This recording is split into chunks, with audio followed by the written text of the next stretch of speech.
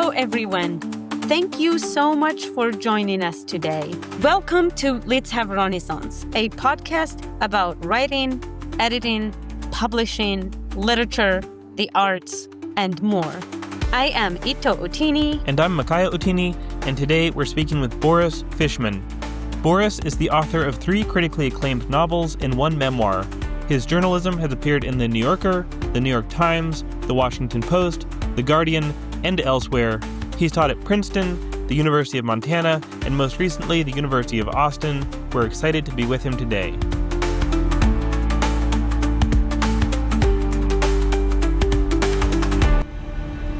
Thank you for tuning in. We're excited that you're here. Why don't you also subscribe, like, comment, and share this episode with your friends? And if you know anyone who wants to come on the podcast, please do send them our way. Also, if you haven't yet, sign up for our newsletter where we share updates, resources, and opportunities at thedatekeepers.com. Boris, thank you so much for joining us. We're so excited to have you. Can you please tell us about yourself? Yes, thank you for having me. My name is Boris Fishman. I am a novelist and a journalist. How does your journalism influence your fiction writing? So I would say that initially, journalism got in the way because in journalism, so often the purpose is information. It's what you tell rather than how you tell it. And that is the opposite of what you need to do in fiction. And so the reason that my first novel took so many drafts is because I was just explaining too much in the earlier drafts, and I had to learn how to trust the reader. So much so that I think by this point, after 4 books, some readers would like more explanation from my fiction, and I declined to provide it. By this point, I think my fiction benefits my journalism more because I'm less and less interested in journalism that merely provides information. It's a critical service, but it's just not where my skills and interests lie.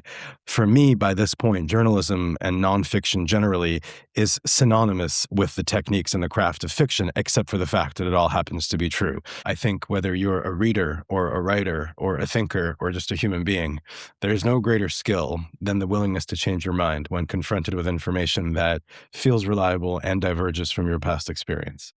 And sometimes journalism is the ideal tool to achieve that end. Sometimes fiction is. We all know the ways in which fiction can reach those crevices of the spirit and the heart and the soul and the psyche that mere fact sometimes struggles to, right? We turn away from fact, but we don't turn away from fiction. And I think one of the things about fiction that makes it more palatable is you're not being asked to believe anything up front. Exactly. The label in the book jacket tells you, you don't have to believe any of this. And Yes. later, if you find yourself feeling that maybe there is some truth being communicated, it has a way of sneaking up on you because it wasn't the lead. I think that's very wise. People are very allergic these days to being insisted to in any way. They want to be left free to come to their own conclusions. And any medium that removes that pressure, I think, is much more likely to be successful in getting through to those parts of them that remain skeptical. Which also means, though, that the most effective propaganda is the propaganda that doesn't make you feel that you're being exposed to propaganda. Yes. The most insidious propaganda is propaganda that's managed to camouflage itself. Yes. So what are the themes or the topics or the preoccupations that you deal with in your fiction that you find yourself coming back to that just won't leave you alone? So it's been interesting to trace this through. All 4 books are quite different from each other superficially. But once you start digging, they're all kind of about the same thing. And of course, so much of that has to do with having been born in a different country, in a very different country. I was born in the Soviet Union. We were supposed to leave when I was just born, but that got stalled for political reasons, and we didn't make it out for another 9 years. So I was quite a formed human being when we got out. And that really left its mark. And so did simply the experience of moving to a country whose culture was so different from the Soviet Union, in every sense. It was a real rupture in my life. At 9 years old, I was unprepared for it. Nobody in my family could prepare me for it because they hardly knew what they were getting into. And this world is full of people who have managed to make that transition without a great deal of trauma. That wasn't the case with me. So a huge element of my fiction is just that divided identity. I have never successfully assimilated into American life and culture. I'm a very grateful American citizen, but you'll never mistake me for a fully integrated American citizen. Some essential part of my heart, my soul, will always live in a different kind of part of the world. Whether you think of it as Europe or you think of it as Asia, because the Soviet Union straddled both, it's definitely non-American. So that cultural division, that strandedness is a part of it. The question of belonging, identity, how do you make a home when your soul is divided between different places? Lately, I've also become very interested in the question of those places in the world where the majority fails to protect the minority, right? Where the people with the power do not protect the people without the power, and what that leads to in those societies, and how the people without the power find ways of surviving and making a living and finding dignity if they can. And if the time comes for them to flee those circumstances, why they have to do so and what they have to go through to find safety and the kind of moral compromises that they're forced to engage in as people without power, right? I think we're so lucky in America to be insulated from so many of these daily realities. And I was very lucky in the Soviet Union to be sheltered from them because my family worked really hard to shelter me. But I've made efforts to understand what my elders went through in that country. And, these were daily experiences of humiliation and degradation that they had to find ways to transcend, to protect their loved ones, to provide for them. And I found myself thinking about that more and more. It is the focus and the subject of my most recent novel, which came out a year ago. You teach at the University of Austin. Can you tell us about the university? How and when did you end up there? And what is the philosophy of the university? Yes. It's an unusual school. Originally, it was founded as a free speech university. And I think in its original conception, it was supposed to be a place of political heterodoxy, right? It was founded in opposition to what its founders saw as the kind of mandatory liberalism of college campuses in America. And it's a claim most often espoused by conservatives. I'm not a conservative. I'm a liberal person. But it was, having taught on two campuses, two very different from each other, both Princeton and the University of Montana, it would be hard for me to argue that their position was incorrect. And so I was drawn by this idea of a place where all views were welcome and they could battle it out, in the arena of ideas, and the best of them would rise to the surface. It's changed a bit since then. I don't think free speech is any longer so much the focus. I think it's more squarely a conservative university now. That's a kind of counterweight in the way that I described previously to what's happening at some other college campuses in America. That said, I have to emphasize that nobody ever interferes with my views, with my syllabus. I express these views openly, and I might encounter agreement or not. But despite the fact that it's staked out a more specific position on the political spectrum, it remains a place where it certainly feels like the most open place that I've taught ideologically. And that's exciting for me. That's the only word for it. It is invigorating. It is liberating. It is exciting. I'm also really excited to teach there because the students are amazing. They couldn't have come from more different environments than I did. Many of them grew up in Christian households, conservative households, religious households, homeschooled households. All of this couldn't be farther from my experience. And yet they're incredibly open. They're sincere. They're hardworking. They're earnest. They're respectful. And I have to tell you that I did not encounter much of this in the other places that I taught. It is intoxicating to be in an academic environment where the young people in front of you agree to give you a chance to demonstrate your knowledge to them. And that doesn't mean they have to agree with it. I remind them constantly that it is their job to assess and disagree where they see fit. But to be given that chance to begin with is very, very, very empowering. As an educator, it restores your faith in the process. And so if you ask me, Boris, did you ever imagine that you would feel most at home of all the places that you've taught in an institution like this? I would have laughed. But this is the magic of life, right? There's this phrase that circulates through my mind. I honestly don't recall if I invented it or I heard it somewhere. But the phrase is, you get what you wanted, just not what you planned. Right. And that, I think, describes my relationship to the University of Austin. I'm very, very grateful to be there. It's a university that gets a lot of negative attention in the media because I think there are a lot of people out there who would like to dismiss it as some kind of ideological factory. And it's really not. I really wish that those people who think that way could come visit and see for themselves. Also, the quality of the education is very, very high. And so put together, I think this place has a great deal of promise, and I'm proud to be contributing to that future. I've got a question about your pedagogical philosophy and how you approach teaching writing. And I asked because I also went through a 4-year MFA program and I came out of it rather disappointed. I think a lot of people come out of their MFA programs really disillusioned. I often hear people say, well, you can't teach this about writing. You can't teach that about writing. And that may be true. But I don't know for sure because I don't see anybody trying to teach those things, at least not in the university. So it seems to me that most MFA level programs are fixated on a very narrow conception of how to teach craft, like the technical aspects of how to put a sentence together. Maybe if you're really lucky, how to put a plot together, but that's getting a little bit too close to the essence of storytelling and meaning. And maybe we should just stay away from plot level concerns and focus just on the sentence. And I'm curious, how do you approach those problems? I do believe that a great deal about writing can be taught. It is a craft full of techniques and hacks like any other. What cannot be taught, in my view, is vision and heart and soul. And that has to come from the author, him or herself. And it's that strange, special, idiosyncratic alchemy that some people have and some people don't. Is it exercisable? Yes. So when I work with, for example, graduate students, it is instruction not only in craft, but in living.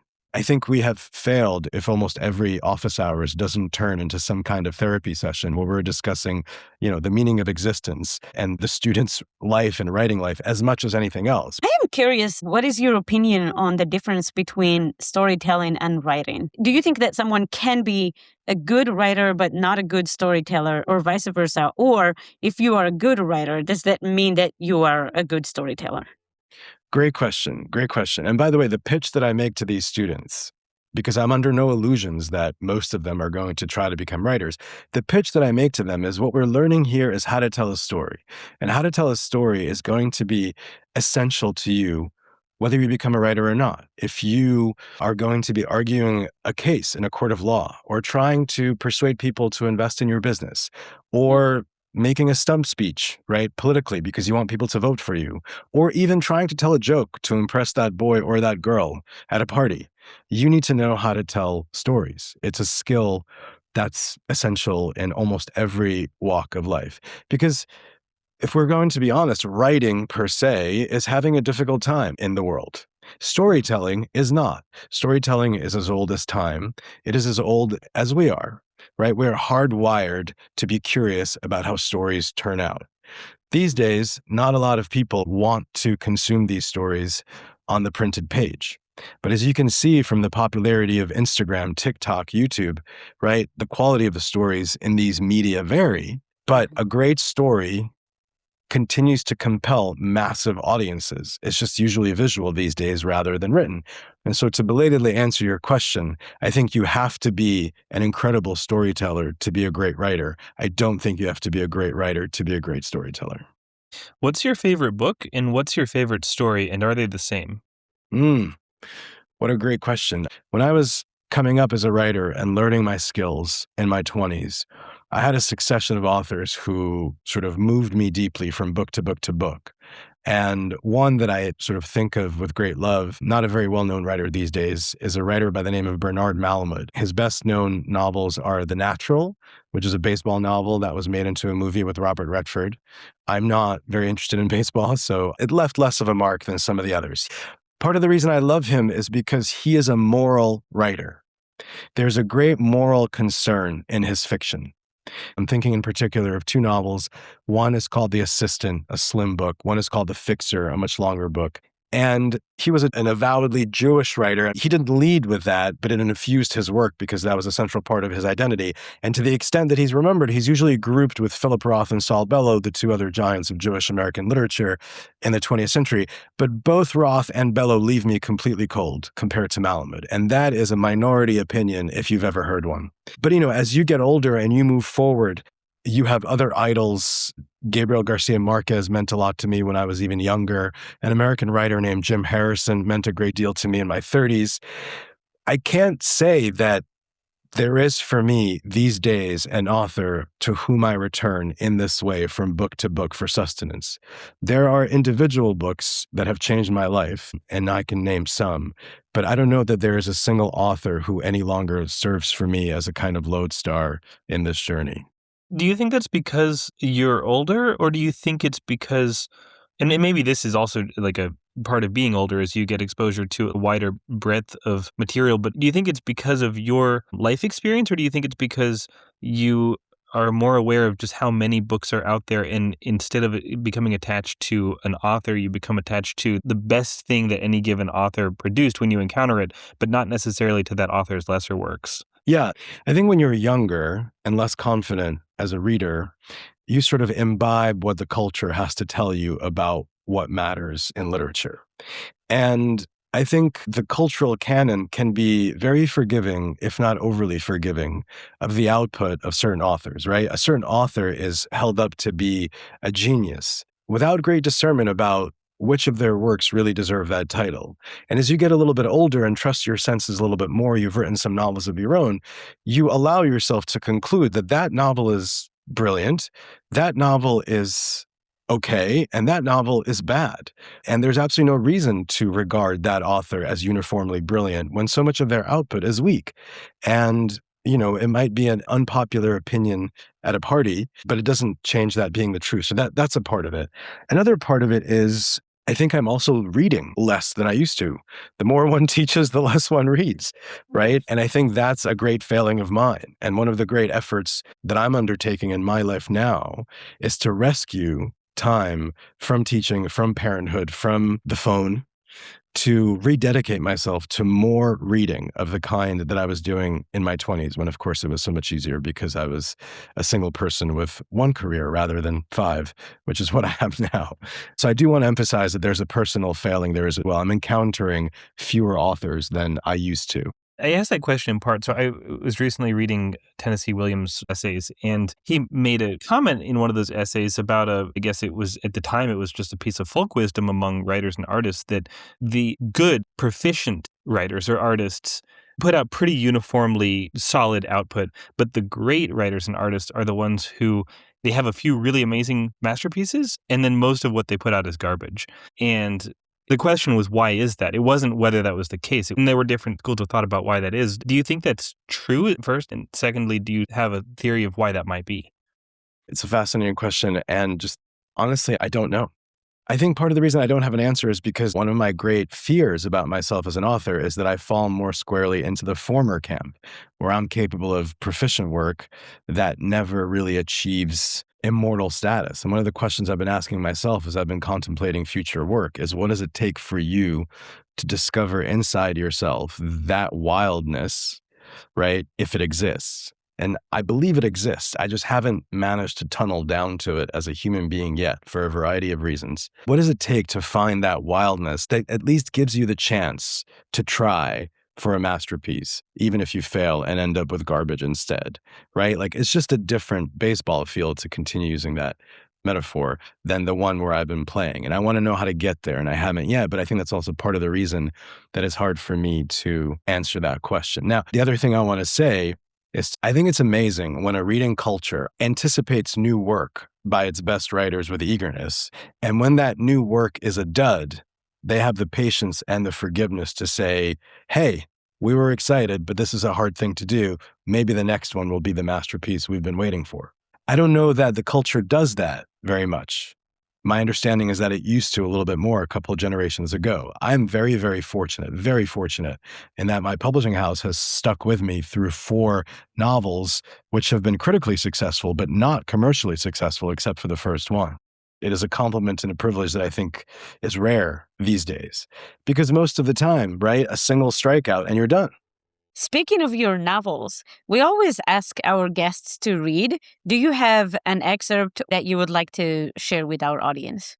I'm going to read from The Unwanted, which is my most recent book. It's a novel that came out a year ago. It's about a family in flight from civil war in an unnamed country, and the lies that they tell to protect each other and how those lies sort of slowly destroy them as a family. And I just thought maybe I could just read to you from the very beginning. I sometimes think that's the most honest way to begin. On the day Dina heard the news, she had returned from school to find her father, George, playing the truant once again. He was at the kitchen table in slippers instead of at the university where he belonged. It had been happening all week. But Dina's family was not on holiday. No one explained anything to Dina, who stood at the kitchen threshold, apparently invisible. George was staring at the old refrigerator and soothing his mustache with a knuckle. The mustache, which hung out past George's nose, was nearly its own person. George's mustache comes into the room, and then we wait for George to come too, the neighbor Mr. Hawk had said once to Dina's mother, Susanna, while Dina milled at her side. Susanna tried to satisfy Hawk with a smile, but Dina could tell her mother was doing it only because they were minority sect, and Hawk was dominant sect, and Susanna had told Dina that they should try to make dominant sect people extra happy for a little while. Susanna sat next to her truant husband in the kitchen. She was staring out the window, her palms flat on the kitchen table, as if she feared letting go. Motorbikes whined outside. Dina dropped her satchel to the floor, intending to make noise. No one noticed. Dina said, "Who died?" Susanna looked over. "Died?" she repeated, briefly persuaded. "No one died?" Dina said, disappointed. Dina did not want anyone to die, especially now when people died all the time, but she liked emergencies. "No one died," Susanna said, looking at George as if to confirm. Now George was looking at the window. Usually this kind of mental absence meant that he was elaborating a lesson for class or his retort to a colleague with whom delicacy was required because of the sect issue. As of 3 days before, as of the morning George did not switch out his slippers, George was done with such enviably minor problems. But as the proverb said, the man about to be hanged still washes his face. Susanna felt a familiar irritation. Again, it would be her duty to explain difficult things to their daughter. It was Susanna who had to explain why people were fighting, why Dina's school was moving to an underground shelter, why they wouldn't be going to the seaside for a little while. Until when? Dina wanted to know. A little while, Susanna said, which was a compromise between nothing will ever be the same and everything is fine. This a little while became Dina's measure of time. She wanted to know if she could play in the yard a little while. No. Whether her friend Harry would return to school in a little while. Of course, though this was a lie, because Harry was dead. Whether dinner would be ready in a little while. Susanna was relieved to offer an unhesitant yes, to have something whose duration she could control. "We have some little news for you, my heart," Susanna now said to Dina. So maybe it was an emergency after all. Dina slid onto her stool and rested her hands in the folded position required at school, which meant she was listening closely. She wanted everything to be in order as she received the news.